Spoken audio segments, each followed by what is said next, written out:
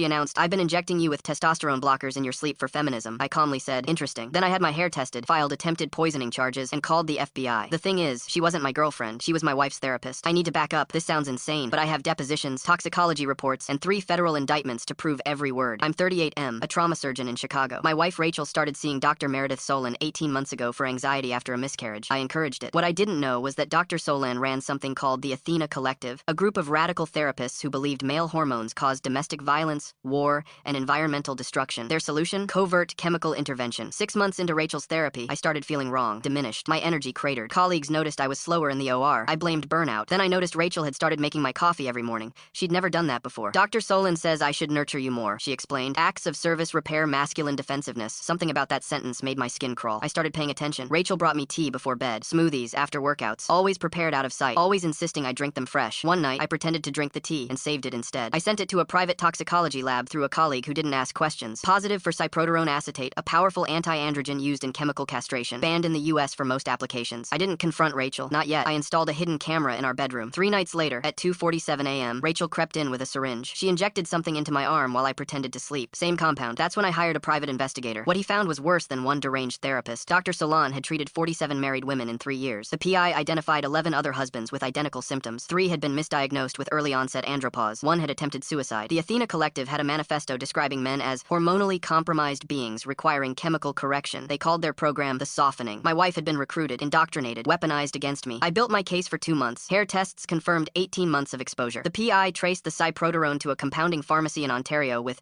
ideological sympathies. Then I made my move. I filed for emergency divorce citing poisoning and domestic abuse, simultaneously submitting evidence to the FBI's Domestic Terrorism Task Force. Yes, terrorism. The collective had crossed state lines, imported controlled substances illegally, and coordinated assault on at least 12 men. That's conspiracy. The FBI arrested Dr. Solon during a session with a new patient. A young wife assigned her first intervention target. She cooperated immediately. Rachel was arrested at our home. The look on her face wasn't guilt, it was confusion. "I was trying to make you better," she said. "Meredith showed me the research. Men are safer when they're softer. I was protecting our future children." That sentence broke something in me. Dr. Solon received 12 years federal. The pharmacy owner got 8. Rachel took a plea deal 3 years, eligible for parole in 18 months with cult deprogramming. Her family thinks I overreacted. They say she was trying to help. I'm 2 years into recovery. My testosterone is almost normal, but sustained suppression may have permanently affected my fertility. I sold the house, moved states, started at a new hospital where no one knows. I still can't drink anything. I haven't prepared myself. I still wake at 2:47 a.m., checking my arms for needle marks. The FBI investigation continues. They've identified Athena cells in 4 other states, at least 30 more victims. If this reaches even one person whose coffee tastes different lately,